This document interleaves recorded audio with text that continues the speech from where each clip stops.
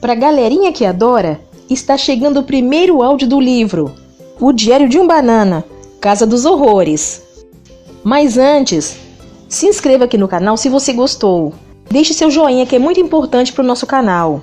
E isso nos ajuda a crescer cada vez mais. Ative o sininho das notificações para que você fique sempre atualizado com os vídeos que estão chegando. Então valeu! Lembrando que este livro é o 6º da coleção.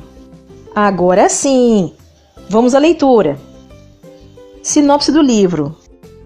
Mais uma vez, Greg Heffley entrou numa fria. Melhor dizendo, numa gelada. O muro da escola foi pichado e ele é o principal suspeito. Mas Greg é inocente, ou quase isso. A polícia está atrás dele, porém uma nevasca inesperada impede os Heffley de sair de casa.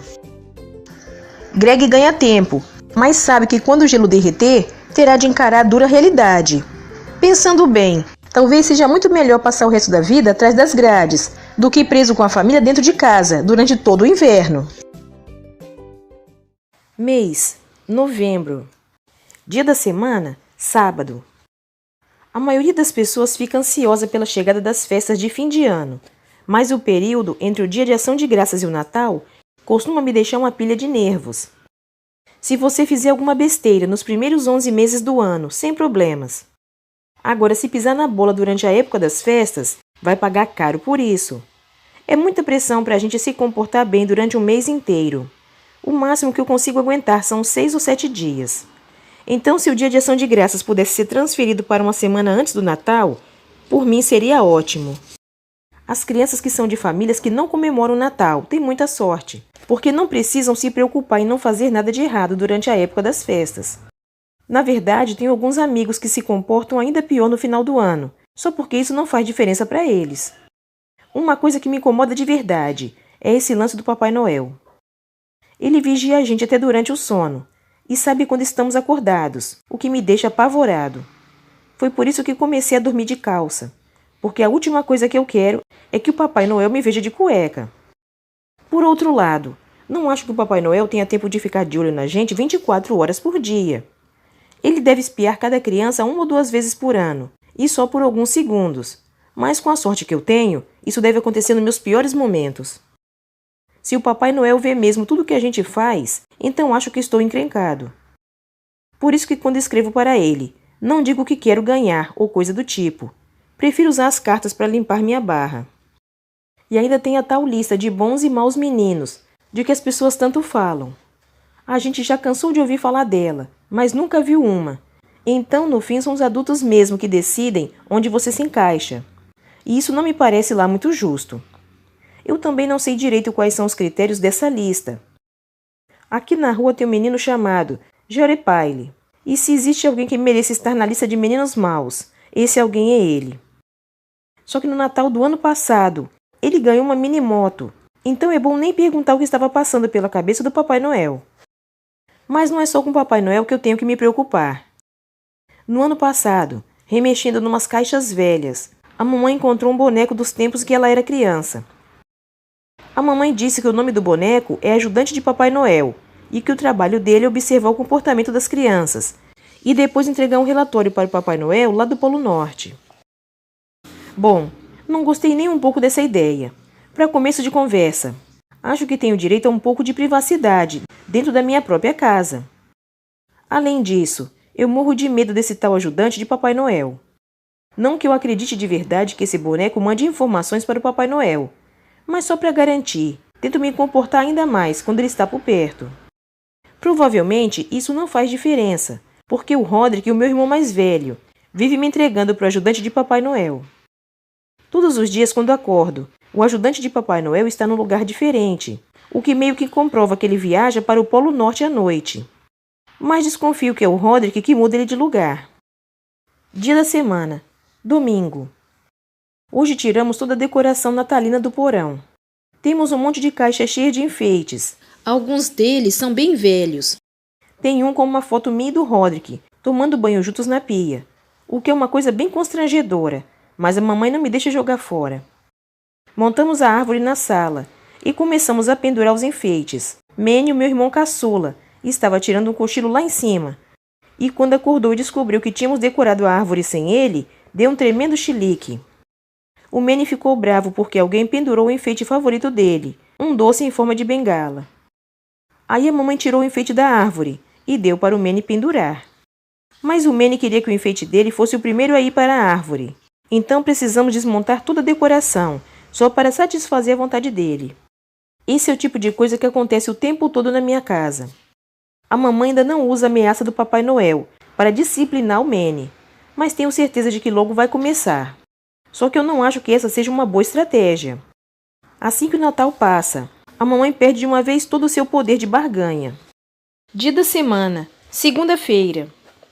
Pouco antes do feriado de Ação de Graças, teve um concurso na escola para ver quem criava o melhor slogan anti-bullying, e o prêmio para o grupo vencedor era uma pitiçada. Todo mundo queria ganhar tal pitiçada, e as pessoas estavam dispostas a fazer de tudo para saírem vencedoras. 2 grupos de meninas do meu ano criaram slogans muito parecidos, e umas estavam acusando as outras de terem roubado sua ideia. A coisa saiu totalmente de controle, e no fim, o vice-diretor teve que entrar no meio para evitar uma confusão ainda maior. Na verdade, neste ano só tem um garoto metido a valentão na nossa escola, e o nome dele é Dennis Ruth. E com tantos cartazes espalhados por aí, tenho certeza de que ele já entendeu o recado. Na véspera do Dia de Ação de Graças, fizeram uma grande reunião para falar sobre bullying, e todo mundo no auditório ficou olhando o tempo inteiro para o Dennis. Eu meio que senti pena dele, e até tentei fazer ele se sentir melhor. O Dennis é o único valentão deste ano, mas no ano passado tinha um monte. Como muita gente era atacada na hora do recreio, os professores instalaram um alarme anti-bullying no pátio. Assim as crianças só precisavam apertar um botão, para pedir a presença de um adulto. No fim das contas, o alarme anti-bullying acabou virando um ótimo ponto de encontro para os valentões se reunirem e encontrarem suas próximas vítimas. Os professores dizem que provocação também é bullying, mas eu não sei como acabar com isso. As crianças vivem inventando apelidos, e na minha escola não é diferente. Na verdade, é para não acabar ganhando um apelido como o de Cody Johnson, que faço de tudo para não aparecer muito. No jardim de infância, o Cody pisou num cocô de cachorro no recreio, e desde então as pessoas chamam ele de Totô. E não estou falando só de gente da nossa idade, não. Isso inclui os professores e até o diretor. Vou te dizer uma coisa. Se um dia eu ganhar apelido como Totô, mudo de cidade. Mas o que provavelmente aconteceria é que um aluno da minha antiga escola se mudaria para lá também, e começaria tudo de novo. Os professores sempre dizem que quando alguém começa a pegar no seu pé, você deveria avisar um adulto. A ideia parece boa, mas não funcionou quando era eu quem estava sofrendo bullying. Tinha um garoto que morava perto da minha casa, e por algum motivo, todo mundo chamava ele de Calça Fedida. Toda vez que eu e meu amigo Howley passávamos perto da casa do Calça Fedida, ele punha a gente para correr com um pedaço de pau. O grande problema era que eu e o Howley usávamos um matagal ali perto como atalho para chegar até a escola. Tivemos que começar a usar outro caminho para fugir dos ataques do Calça Fedida. Fizemos exatamente aquilo que os professores sempre disseram e fomos reclamar com o vice-diretor. Mas o Sr. Roy disse que como o Calça Fedida não era da nossa escola, ele não podia fazer nada a respeito. Depois de ser posto para correr mais uma vez, decidi que já tinha aguentado bastante e resolvi contar tudo para o papai. Tinha medo que ele dissesse que eu precisava aprender a me virar sozinho, mas ele me surpreendeu. O papai me contou que ele também sofreu bullying quando tinha a minha idade e que sabia exatamente como eu me sentia. O valentão que atormentava o papai se chamava Billy Stapes e seu passatempo favorito era torcer o braço dos outros meninos até que eles chorassem. Meu pai disse que as crianças do bairro contaram para os seus pais sobre o bullying e que todo mundo foi até a casa do Billy conversar com a mãe e o pai dele. O Sr. Stapes fez o filho prometer que nunca mais iria atacar ninguém. E o papai contou que o Billy caiu no choro e talvez tenha até molhado as calças. Bom, depois de ouvir essa história, não fiquei muito convencido de que esse tal de Billy Stapes fosse páreo para o Calça Fedida. Mesmo assim, disse para o papai que tinha gostado da ideia de reclamar com os pais do valentão. Liguei para o Howley e pedi para ele vir com o pai dele, porque precisávamos do maior número de reforços possível. O papai bateu na porta do Calça Fedida e esperou até que alguém aparecesse. Mas foi o próprio Calça Fedida que atendeu, e eu e o Howley demos no pé. Acho que devia ter explicado melhor para o papai quem é o Calça Fedida, porque demorou um pouco para ele entender que o menino que atendeu a porta era quem estava causando todo aquele problema. O papai conversou com a mãe dele, que explicou que o seu filho só tinha 5 anos e às vezes ficava meio irritadinho, só isso. Na volta para casa, papai ficou uma fera comigo, por ter deixado uma criança do jardim de infância me intimidar daquele jeito. Mas em minha defesa, digo que quando você está sendo perseguido por um garoto com um pedaço de pau, não dá para pensar em quantos anos ele tem. Dia da semana. Terça-feira. Hoje levaram embora o último brinquedo do playground da escola. No começo do ano tinha um monte de brinquedo, tipo trepa-trepa, balanço e coisas assim. Mas agora virou só um pátio cheio de areia. Agora parece um banho de sol na prisão. Ouvi dizer que o seguro do playground estava ficando muito caro toda vez que uma criança se acidentava ou se machucava no brinquedo. Por isso a solução mais simples foi tirar tudo dali. Em outubro, Francis Quinotte saiu voando do balanço e foi parar na gangorra, o que significou a perda de 2 brinquedos de uma só vez. Perdemos o trepa-trepa quando uma menina chamada Christine Higgs subiu até lá no alto e depois ficou com medo de descer.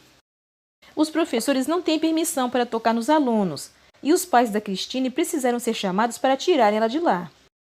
No fim, a única coisa que sobrou foi a trave de equilíbrio. E eu achava que ninguém teria capacidade de se machucar ali. Só que acredite se quiser, algum idiota que não olha por onde anda tropeçou nela outro dia, ou seja, adeus. Sem nenhum brinquedo no playground, não sobra muita coisa para a gente fazer. Mas os professores não deixam as crianças ficarem sentadas, porque dizem que precisamos fazer alguma atividade. E o pior é que eles não deixam a gente levar nenhum tipo de brinquedo ou videogame. E se for pego com um brinquedo no playground, ele vai ser confiscado. Na semana passada, acharam um carrinho enterrado na areia, que parecia estar lá há muitos anos. Ele só tinha uma roda, mas o pessoal estava tão desesperado por um pouco de diversão que fez até fila. Enquanto um brincava, os outros vigiavam. E existe até um mercado negro de brinquedos lá na escola. Ontem, o Christopher Stengel levou um monte de peças de Lego e ouvi dizer que cada pecinha estava valendo 50 centavos. Os professores também proibiram um monte de brincadeiras que a gente costumava fazer.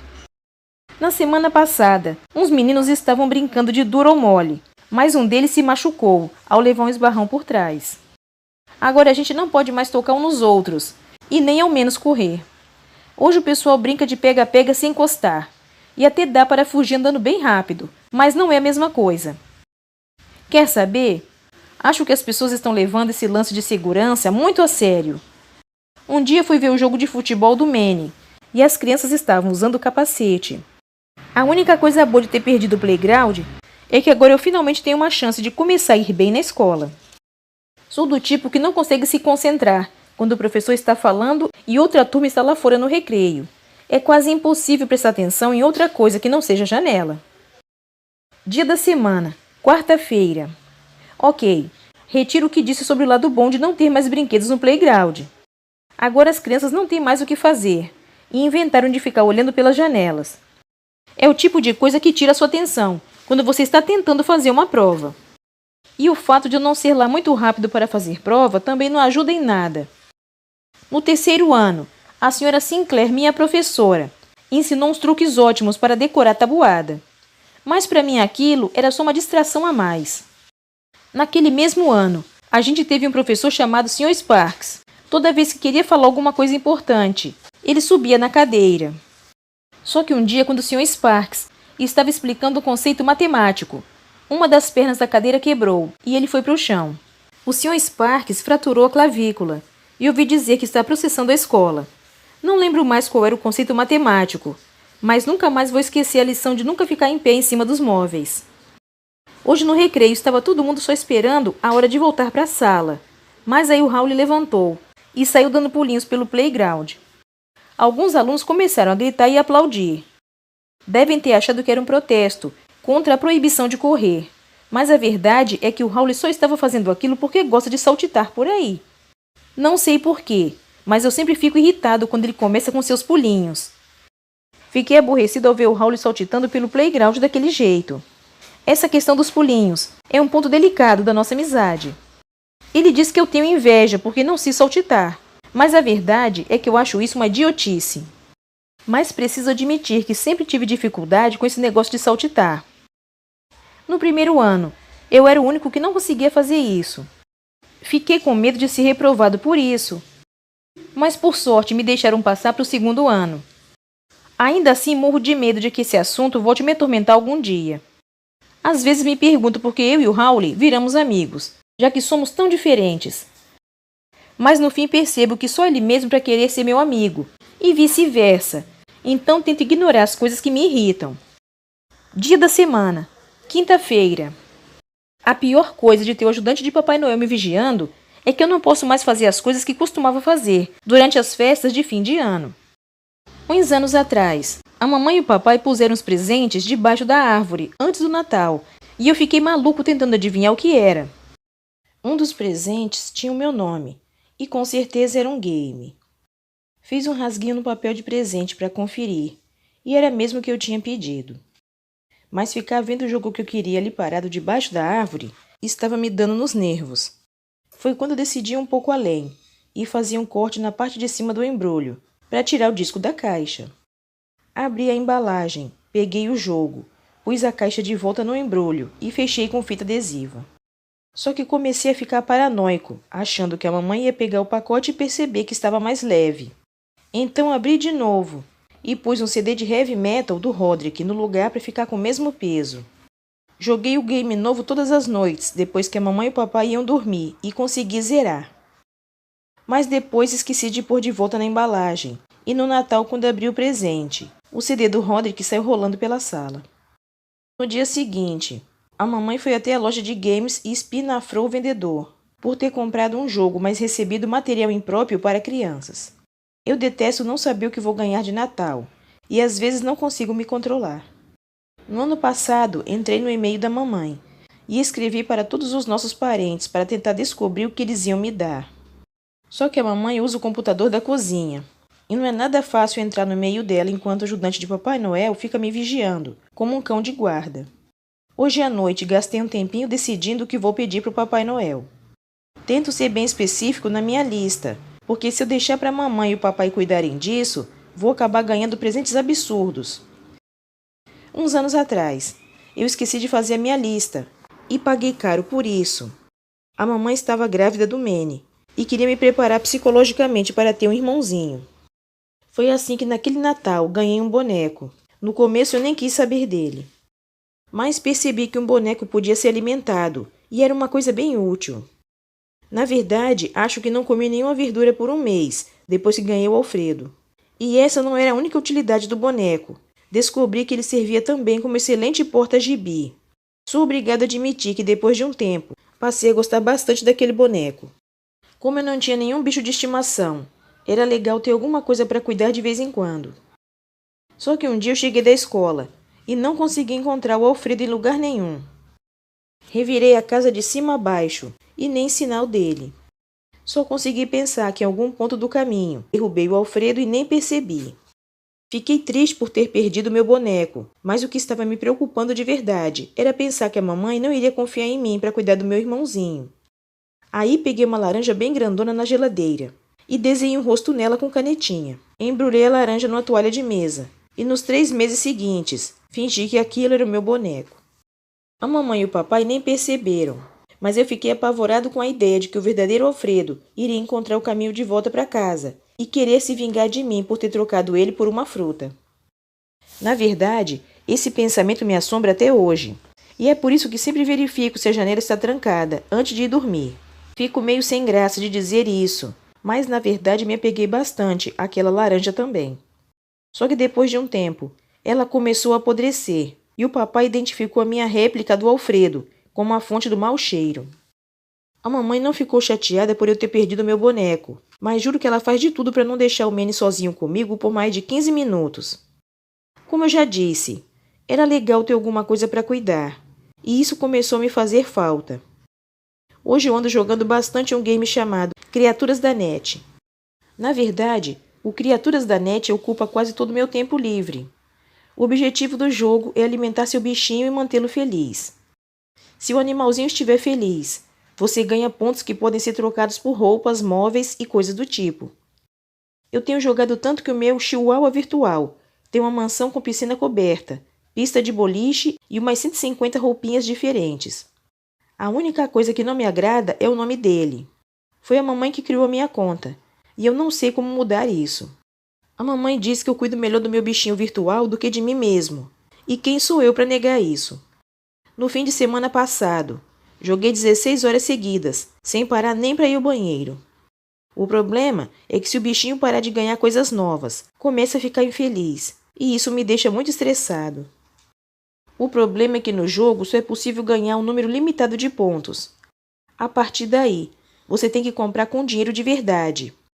Infelizmente, eu não tenho cartão de crédito, o que significa que preciso implorar para a mamãe e papai me deixarem usar o deles. Não é fácil convencer o papai a abrir a carteira, só para comprar uma roupinha bacana para o meu bichinho virtual. Este ano, vou pedir de Natal um monte de créditos para acabar com esse problema de uma vez. Mas ainda não sei o que fazer quanto ao restante da lista. Na verdade, estou precisando de um monte de coisas. Já que umas semanas atrás, quando fiquei no hospital para operar as amígdalas, o Manny vendeu metade do que eu tinha. Não sei se vou pedir um presente convencional, tipo um game ou um brinquedo. Percebi que sempre que você ganha um presente legal de Natal ou de aniversário, uma semana depois ele já começa a ser usado contra você. Mas não abro mão de uma coisa, só quero presentes comprados em lojas. No Natal do ano passado, a mamãe me deu uma manta de tricô feita à mão, e eu fiquei embrulhado naquela coisa quase o inverno inteiro. Só que depois encontrei uma foto do meu tio-avô Bruce embrulhado na mesma manta, e ele morreu uns anos atrás. Fui obrigada a repassar o presente para o Roderick, no aniversário dele. Dia da semana. Domingo. Eu queria jogar Criaturas da Net o fim de semana todo, mas ontem a mamãe me disse que não era saudável passar tanto tempo jogando e que eu precisava interagir com uma pessoa de verdade. Liguei para o Howley e pedi para ele vir até minha casa, apesar de eu ainda estar um pouco chateado com o negócio dos pulinhos. Quando o Howley chegou, fui logo para frente da TV jogar videogame, mas a mamãe mandou a gente desligar tudo e interagir um com o outro. Uma das coisas que faz a minha amizade com o Howley funcionar é que ele não liga de ficar me assistindo jogar videogame. Além disso, os nossos ancestrais inventaram a tecnologia justamente para não precisarmos interagir uns com os outros. A mamãe mandou a gente lá pro porão, onde não tinha muita coisa para fazer. Pedi para o Howley levar uns DVDs, para a gente poder ficar até tarde assistindo. Só que o Howley trouxe uma porção de filmes caseiros, do tipo que eu não veria nem se me pagassem. A mamãe levou para a gente uns livros de frases malucas, em que eles deixam os espaços para você preencher com palavras aleatórias e criar textos divertidos. Primeiro o Howley disse as palavras, e eu escrevi nos espaços em branco. As frases ficaram bem engraçadas, mas o que não tinha graça nenhuma era a nova mania do Howley de dizer kkk, em vez de dar risada. Aquilo estava me deixando maluco.